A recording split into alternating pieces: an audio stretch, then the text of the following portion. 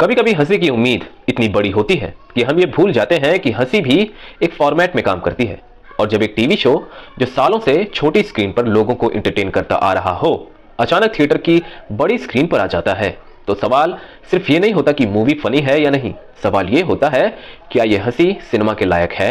भाभी जी घर पे हैं फन ऑन द रन एक पॉपुलर सिटकॉम का मूवी वर्जन है। सेम कैरेक्टर सेम दुनिया सेम स्टाइल, बस प्रेजेंटेशन थोड़ी बड़ी कर दी गई है। कहानी सिंपल रखी गई है। विभूति, मनमोहन, अंगूरी और अनीता अपनी यूजुअल फ्लर्टिंग और मिसअंडरस्टैंडिंग्स के बीच फंसे होते हैं। तब एंट्री होती है दो गैंगस्टर टाइप कैरेक्टर्स की जिनको दोनों भाभीियों से जबरदस्त अट्रैक्शन हो जाता है।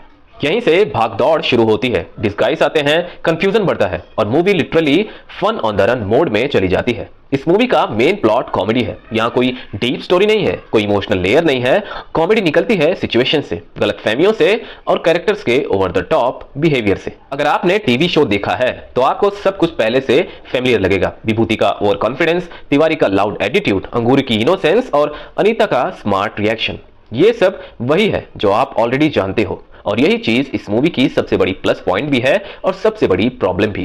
प्लस इसलिए क्योंकि फैंस के लिए ये कंफर्ट एंटरटेनमेंट है। उनको सोचना नहीं पड़ता, समझना नहीं पड़ता, बस स्क्रीन देखो और हंसी आ जाती है। नॉस्टैल्जिया का काम यहाँ स्ट्रांग है। प्रॉब्लम इसलिए क्योंकि कॉमेडी का पैटर्न बार बार रिपीट होता है। सेम तरह के jokes, same confusion, same reaction. TV episodes में ये चल जाता है क्योंकि एपिसोड खत्म हो जाता है, लेकिन मूवी में ये रेपिटेशन थोड़ा हैवी लगने लगता है। ह्यूमर ज्यादातर लाउड और स्लैपस्टिक है। कुछ सीन्स में जेन्युइनली हंसी आती है, लेकिन कुछ जगह कॉमेडी स्मार्ट नहीं लगती, सिर्फ नॉइस लगती है। डबल मीनिंग और टॉयलेट टाइप जोक्स भी काफी यूज हुए हैं जो हर एज ग्रुप के लिए कंफर्टेबल नहीं होंगे। सेकंड हाफ में मूवी एक हॉरर कॉमेडी टच भी लाती है। ये डरावना नहीं है, बस कंफ्यूजन और भाग दौड़ और बढ़ाने के लिए है। कुछ लोगों को ये फन लगेगा, कुछ को अननेसेसरी। परफॉर्मेंसेस की बात करें तो एक्टर्स अपने रोल में कंफर्टेबल हैं। उनको अपने कैरेक्टर्स इतने सालों से पता है कि एक्टिंग नेचुरल लगती है। लेकिन प्रॉब्लम एक्टिंग की नहीं, प्रेजेंटेशन की है। ये मूवी एक प्रॉपर सिनेमा एक्सपीरियंस जैसी फील नहीं देती। ज्यादातर सीन्स ऐसे लगते हैं जैसे टीवी के लिए लिखे गए हों। कैमरा, पेसिंग, सेटअप सब टीवी स्टाइल ही रहता है। इसी वजह से थिएटर में ये मूवी थोड़ी वीक लगती है। जब आप थिएटर में बैठते हो तो आप कुछ नया, कुछ फ्रेश एक्सपेक्ट करते हो। यहाँ आपको वही पुराना फॉर्मूला मिलता है, बस थोड़ा स्ट्रेच करके। टीवी या ओटीटी पर ये मूवी ज्यादा सूट करती है। घर पे कैजुअली देखने के लिए बिना एक्सपेक्टेशन के ये बेटर काम करती है।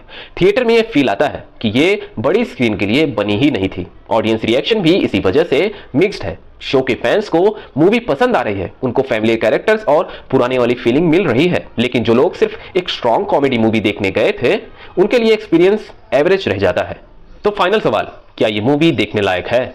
अगर आप भाभी जी घर पे हैं के फैन हो तो हाँ, एक बार देख सकते हो, लेकिन बेटर होगा टीवी या ओटीटी पर। लेकिन अगर आप थिएटर लेवल कॉमेडी एक्सपेक्ट कर रहे हो तो ये मूवी आपको डिसअपॉइंट कर सकती है। ये मूवी एक बात क्लियरली दिखाती है, हर पॉपुलर टीवी शो को सिनेमा में लाना जरूरी नहीं होता। कुछ कैरेक्टर्स छोटी स्क्रीन पर ही अपनी बेस्ट जगह पे होते हैं और भाभी जी घर पे हैं फन ऑन द रन भी वही एग्जांपल है। ये मूवी कम और एक्सटेंड टीवी एपिसोड ज्यादा है और शायद ये घर पर ही ज्यादा अच्छी लगती है। बाकी आप अपना ओपिनियन कमेंट में लिखो। See you in the next video. तब तक keep watching, keep loving cinema with Puneet.